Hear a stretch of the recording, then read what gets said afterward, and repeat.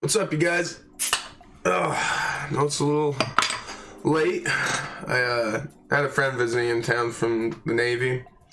He's not in the Navy anymore, but he's flew in from Paris, and so we've been spending the last couple days with him. Didn't realize the chapter came out early. One, I thought I'd be doing it last night, and two, I didn't have time last night because I went out again. But cheers to the weekend, to a Merry Christmas. And this is the last chapter of One Piece for the year. So, let's get into this doozy. It's not the craziest chapter, but there's some conviction in it. A lot of interesting stuff kind of gets brought up and brought to full realization. But this week, we have a cool shonen cover. It's all, a couple different characters. Like, you got the main character from Promised Neverland, Luffy, Midoriya, and that main character from Haikyuu. But they're hanging ornaments that are other shonen characters. You got like Asta and Boruto and a couple others hanging around. So we got a big color spread, double pager, and it's got like every character from One Piece on it. No, it's got like a huge chunk of the major characters. Anyone who played somewhat of a story role in One Piece is here. I mean, you know how Smash is everyone's here, you can play everyone. This is like Smash's version of One Piece. In the front and center is the whole Straw Hat crew, with Jinbei, I might add, all full scale. Everyone else is kind of smaller characters in the background. I laugh because Bo is like front and center. Oda's really milking that. But Jinbei's on there. You see all the Straw Hats, and I think they're all just taken from different covers, because the one of Luffy looks like it's from the volume that started Punk Hazard. He has like the flex and intense look, and he's kind of laughing, he's a little excited. And then Jinbei, it looks like he's just broke out of the jail when they were in Impel Down. And then the rest of the Straw Hats look like they're just barely... Well, Usopp looks like he's from the Dressrosa arc, but you got like Zoro, Brook, Nami, Chopper, Robin, and Frankie all look like they got cut from that Volume 60 New World. But the first chapter, or first volume after the time skip. Then the only other one I'd say is Sanji. Sanji looks a little different. He's kind of dressed up different than he was then. I don't know where they took this one from. But yeah, everyone's here. It's great. I thought it was a really cool color spread. There was a lot of fun just staring at it. Laboon's even in the background. I just noticed, and by Sanhon Wolf. Alright. Well, anyways, so the cover page, well, we'll do the title first. It's the Courtesan Komurasaki takes the stage. So she's the forefront of this chapter for sure. There's a huge chunk of her in this chapter, and we get to see what she looks like. And boy, Oda, I was like, she's supposed to be one of the most beautiful women. He's already done that with Shirahoshi, Boa. I mean, granted, I don't think Shirahoshi was the most beautiful, but I thought she was pretty good looking. But the Courtesan Komurasaki, oh man, she's pretty good looking. But anyways, you got Frankie for the cover page, and the cover page is like Frankie being really popular with the kids at a hero show. So he's essentially like a hero in some kind of play or kids show. And yeah, it's like he's super popular. He's wearing this outfit, it says Iron, and it's got a star, and he's doing this classic Super!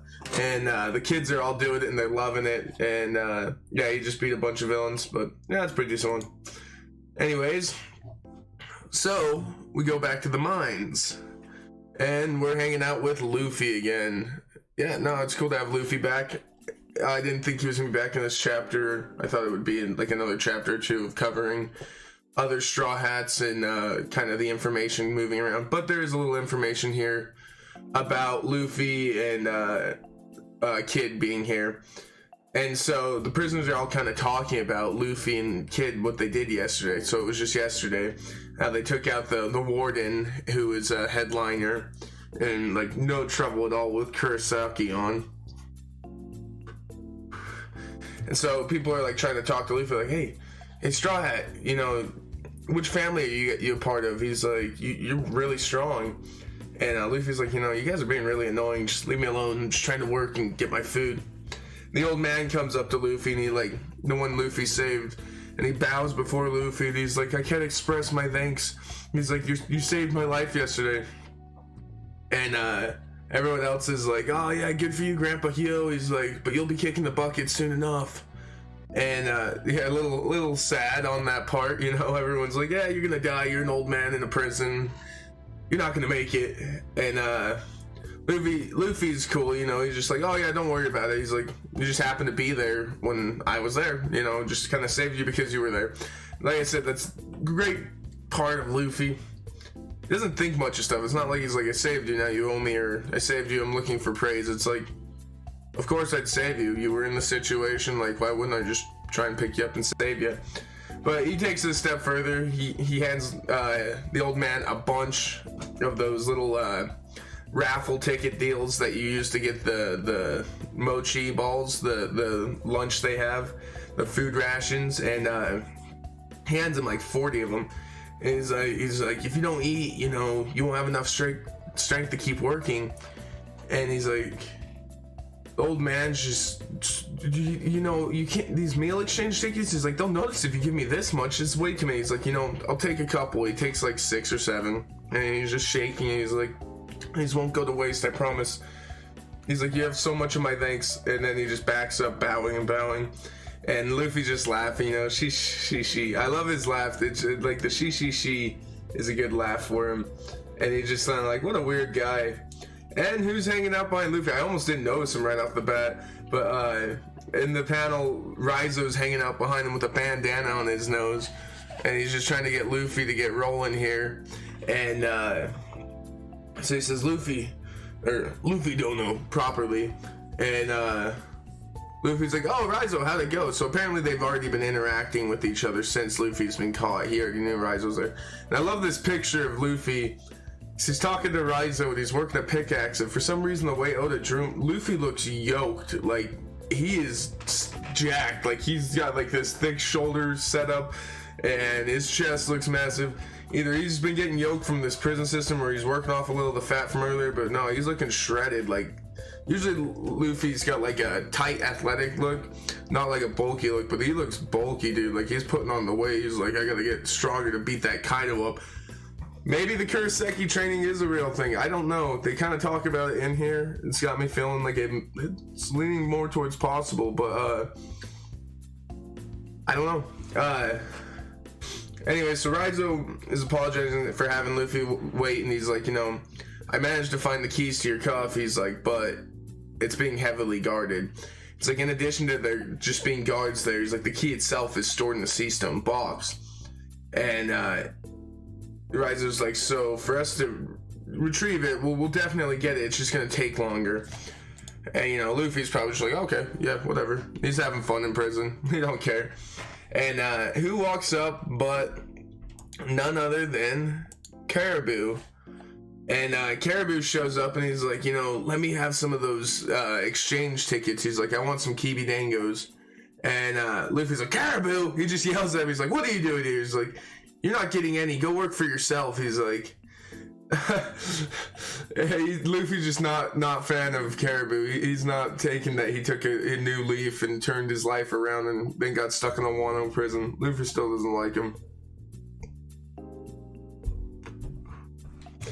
And Caribou, though, is interesting because he's going to drop a little knowledge about the Murasaki here. It says that the sea stone cuffs have been modified to be somewhat weaker so that they can work while wearing them, but he says he still can't move that well in these. Caribou, you're being a little bitch. I'm watching Luffy like throw stones and stones and stones, and you can't even move them just because you can't use your devil fruit. You can still walk, dude. I get strong. But no, he's trying to, you know, swindle Luffy into giving him some exchange tickets. But it's interesting that they can even tweak how powerful the sea stone is. So with the Murasaki, if they're able to change the amount of strength of the Murasaki, they may find that they need to up it for Luffy while he's in the prison here, amongst other things. But just with the training, kind of like in Dragon Ball, how Goku flies on the ship where he can alter the gravitational levels on the ship, where he turns it up to like 100 and he can barely move and he's like getting thrown around and it's almost killing him, but it strengthens him. He's working under the pressures, like causing him to break through his limiters that are on his body where he's peaked out on lifting or whatever, and he's managing to implement training that's overall taking down his capabilities. And then once he works through that, when he takes away that constraint, he increases his power tenfold, something along that. But if they can change how strong the Kurosaki is, I could see it being a training option. It's hard to say because like Luffy as a character, I can't imagine him being like, yeah, I'm gonna take like 12 different sets of Kurosaki and slowly train myself up to get stronger. To me, this shit just happens to Luffy, and he's just like, okay, I'm gonna figure out how to make myself better with this. Nothing's gonna hold me back kind of thing. Not like how can I use this to make me better so I can be stronger continuously. Isn't that the same stride? I don't know. But this definitely leans more in the favor of Kurosaki training being a thing coming up here to help him get up to par with Kaido. Back to Caribou, he's telling him, he can't move with his handcuffs on, that they're too strong and he's too weak to make enough tickets to get Kibidangos. And so he tells Luffy, he's like, if you give me some Kibidangos, he's like, I'll be your subordinate. He's like, I've been in this prison longer than you. He's like, I know quite a lot about this place. And we get a little trivia about Caribou back from earlier, which I don't mind. It's just, telling us he was a super rookie who made it into the new world, and he plotted to take Luffy's head, but his plan ended in failure, horrible failure. And then he planned on stealing a bunch from mermaids, and that fell through. Got kicked off the island somehow. Either like they hit him out, or I forget how he got kicked off the island, but he ended up going to Wano for some reason and getting involved with a rebellion or some sort on a continent that Kaido runs. I'm pretty sure it was Wano, but that's why he's in this prison now. He got caught by X-Drake, I think.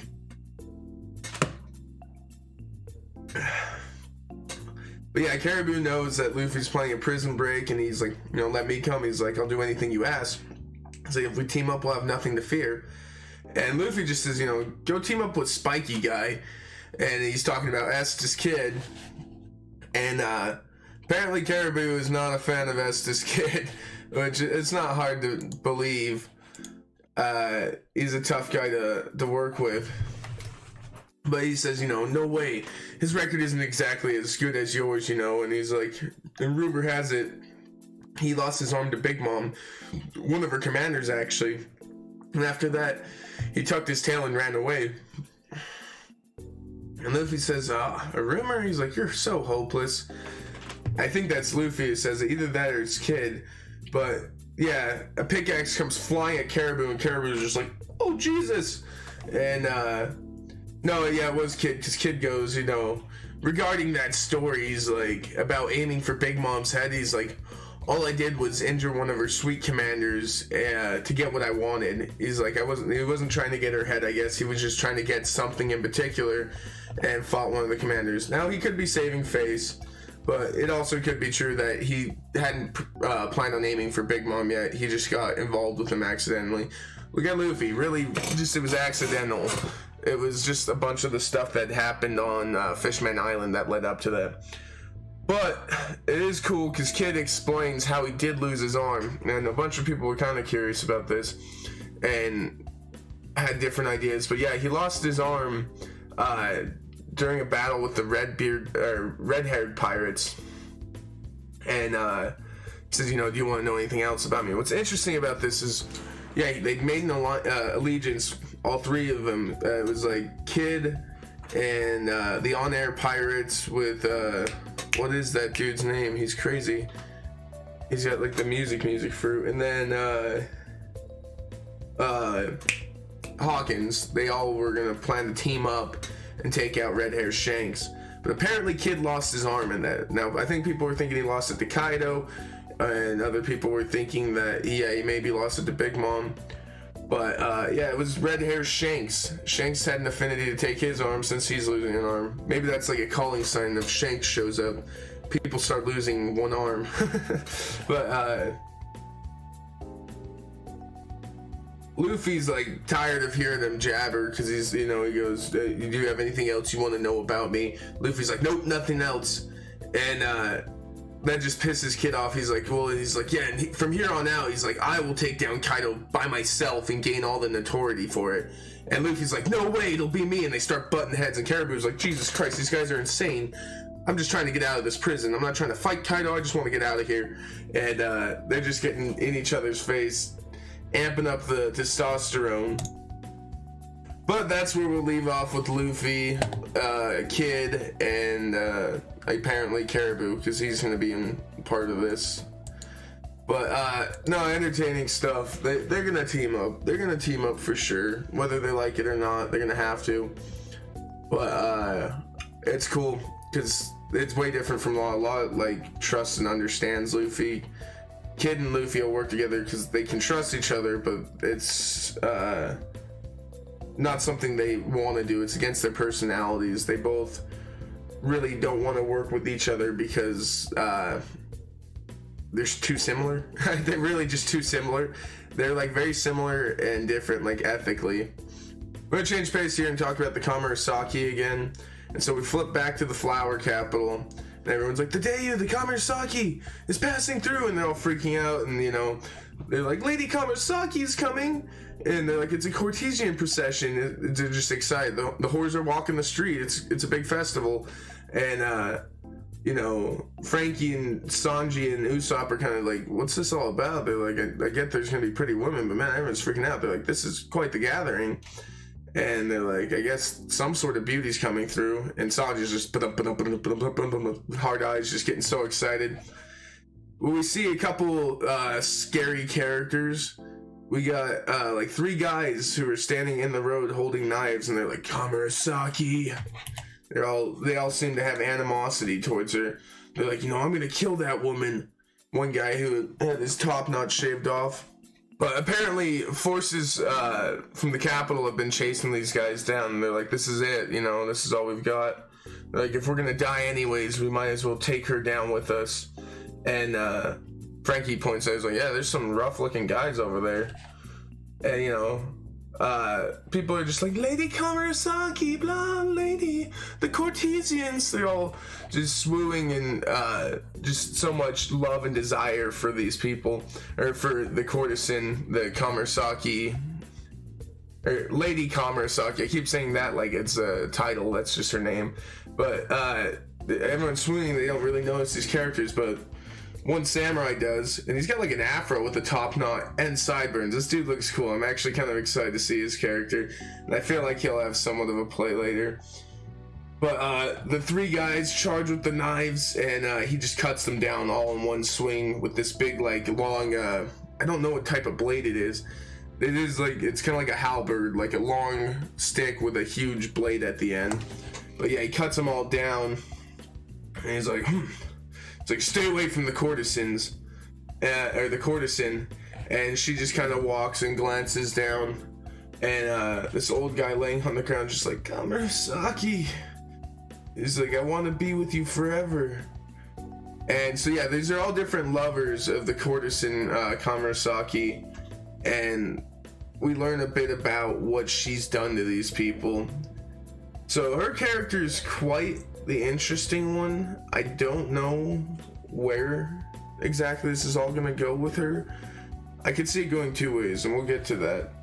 But we get a flashback of the old guy who's laying down bleeding out right now, staring at her, and he goes, with an old guy like me.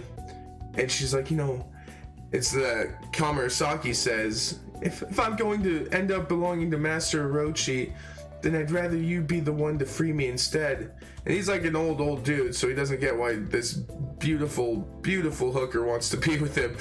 And she's like, but because the ludicrously high price on me, that there's nothing, there's no way you can save me. I'm just stuck.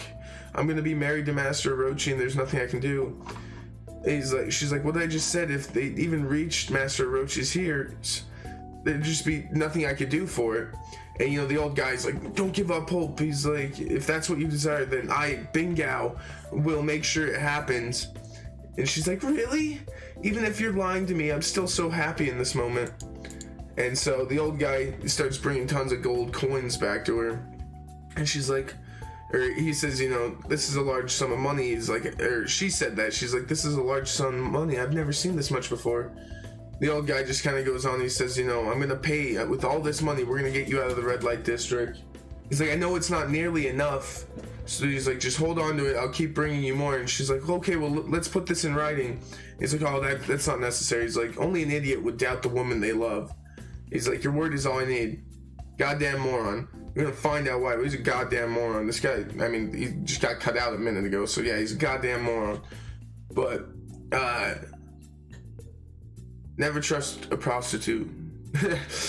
Their goods are selling to you what you desire, and it's companionship and love, and so they're gonna sell it to you. But he keeps bringing the money to her, and he's like, you know, take this money, it's yours now. And she's just amazed, and you know, he's slowly selling off things. Like he sold his warehouse.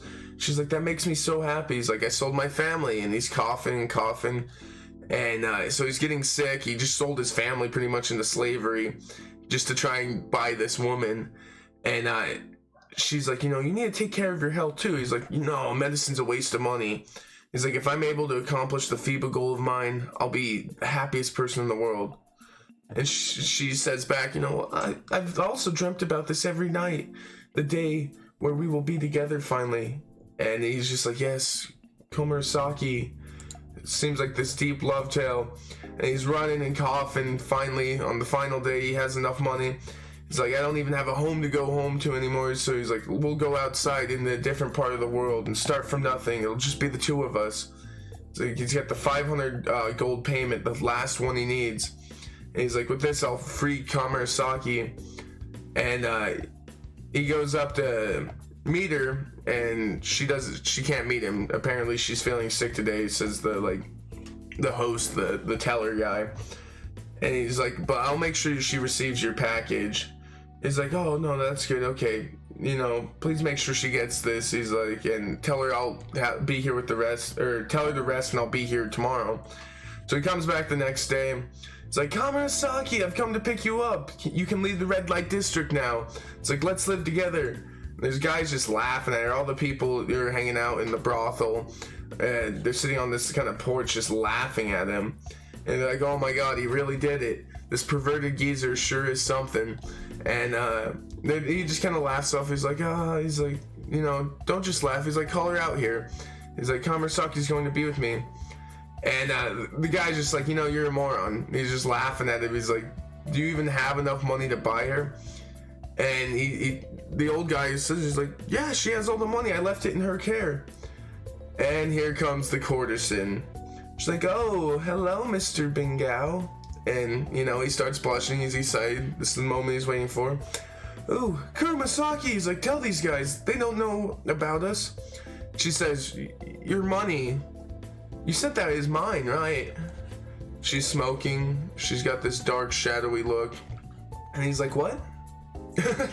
And she's like, oh, I spent it all. She's like, thank you.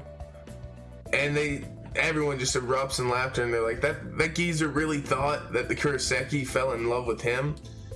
And we see Kirishiro, I guess he's the boss too, but he says boss Kirishiro. But Kirishiro is hanging out with Komurasaki, the courtesan, and he's gonna be banging her tonight. And the old man's crying, and Kirishiro just kind of says, like, who's this old geezer? It's Komurasaki.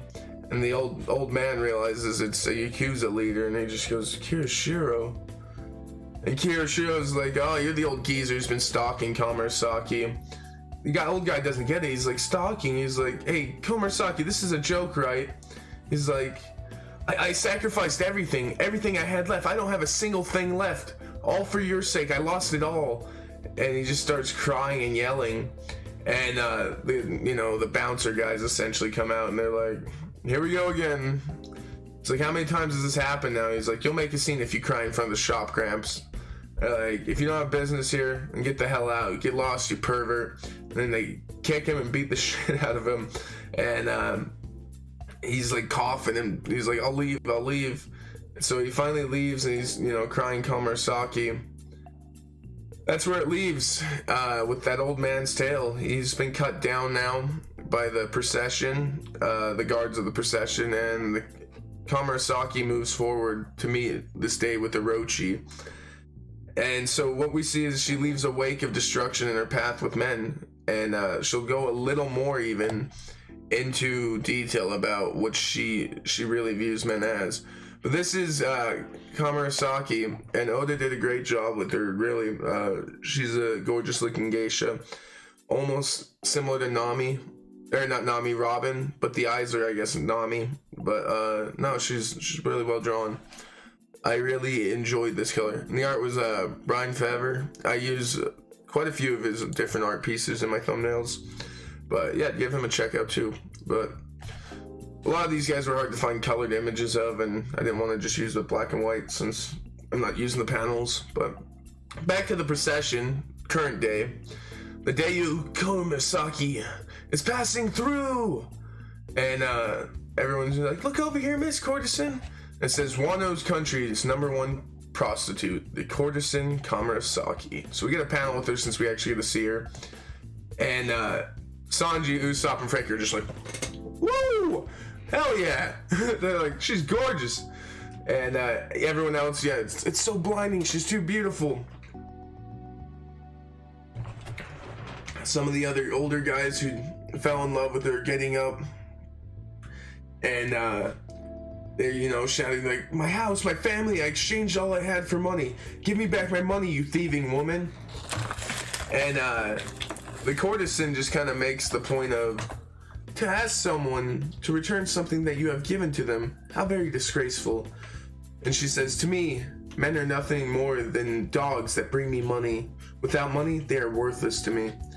And she's a true prostitute in her full right. She just views it as a currency exchange. What she does with them is purely for money. Other than that, she's not interested in any of them. She only does it for the money. And it's so baffling to them, but in all honesty, she's kind of right. Like, they brought money to her knowing how that industry works, and got fooled by it. They were weak-willed, and she made that point of it. And the one thing I would disagree with is her next statement, though. She turns back where this image comes from and says, I despise those who are poor. And so, yeah, she's got this crazy ego. She's a prostitute, and this is where I wonder, she's probably got a really dark, crappy backstory where living in Wano sucks,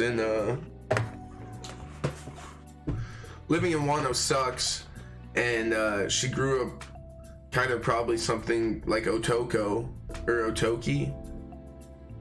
No, it was Otoko, I think, yeah. Otoko, and how she just had to learn to cope and exist and struggle through until finally she made the world hers and became something. And now because of that, she has really high defenses. Either that or she's just super evil. Like, she really just doesn't care and tramples over people. And she's gonna march her way up to Orochi and become one of the queens. I don't know. I could see her actually falling in love with Luffy, similar to Boa. Because for some reason, Luffy has the ability, because of his disinterest with women and stuff like that, to change their views on him, and then they end up falling in love with him and chasing his ideals. You can see that happening, but she's kind of an enigma right now. Don't know exactly where he wants to go with her character, but she's gonna be a big part. I keep saying that about a bunch of characters, but there's like 4 or 5 that I think are like their key characters besides Kinemo and Momonosuke and a bunch of others. But this is going to be an epic of a story. It feels like it's all culminating. I feel like there's a lot of building going on right now in this arc. And Oda's just, setting the framework to tie in all these characters. And it's going to be like the end of a Game of Thrones season once Wano starts popping off. But after she turns and says that statement, I despise those who are poor, you know, the men are just brokenhearted. They're just totally destroyed. They realize they've totally been deceived this whole time. Even after they know this, this just really hits home. And so, you know, they're like, we won't let you escape this time. And all the forces from the flower capital show up, and they capture these guys, and they're like, those who have without wealth have no right to live in the capital. It's like, in the name of Shogun Orochi, you're exiled from the city. They're screaming like, please stop. And they're like, those who live outside of the capital cannot even be called human. And they just start screaming, you know, damn it all, go burn in hell, Komurasaki. Just destroyed by her, the men she leaves in her wake. And they open the gates. The Dayu Komurasaki has arrived. So we're gonna cut over one more time. We're gonna go back to Kuri and the Amigasa village. So we see Otama and Momonosuke, match-made couple. They're both like 8. But no, it seems like, I think Oda's gonna set up a weird cutesy relationship between Otama and Momonosuke. But in Kuri village, you know, Tama's asking, you know, Momo, did you say you had a sister? And he says, you know, Tama, that's rude. How do you know or do you know who I am? And she's like, what, Momo? And he's like, never mind. Yes, I do have a sister, and she is still alive. I think she's probably like 26 now. And he says, even though there are people who witnessed my mother's death, I haven't heard anything about Hiyori's death. So yeah, this means his sister's running around somewhere out there. We may have already met her. I think people probably are thinking it's Okiku or something, but knowing, I think she went back in time. I'm not really clear on that, but if she didn't, she's still just been waiting here for Kinemon and them to come back, so she already knew about them. And the fact that she knows them and met Kinemon and has this weird, like, fan, or I don't know what you'd call it, love of him. Like, it seems like she's into him. Like, she wants to, you know, do the horizontal monster mash with him. But regardless, I don't think she's his sister. Maybe she hasn't been introduced. It sounds like she's in hiding. And so Momonosuke believes she's alive somewhere. And Tama's like, oh, that'd be nice, then you can go see her. You can finally meet your sister again. He's like, no, we can't meet her yet. And, you know, Tama's like, oh, that's kind of weird. Wouldn't you want to meet her? And, you know, Momo's grown up a lot since his travels in the last 6 months. From watching his parents die to now. He's like, if Orochi were to find out about Hiyori, then he would definitely target her. And our meeting can only happen once we win this war.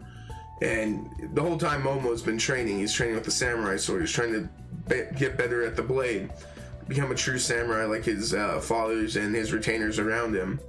And it's cool. Momo's showing some resolve. It's cool. I'm excited for Momo. I don't really like his character, but he's growing. He's growing on me. There's funny bits about him. He's good comedic relief, but it's kind of cool to see him becoming more serious. But that's interesting. He's aware of it, and he's not being a selfish royalty child. He's actually, you know, trying to grow up and be the bigger man and learn to, like, take this country by the reins, essentially, like his dad did.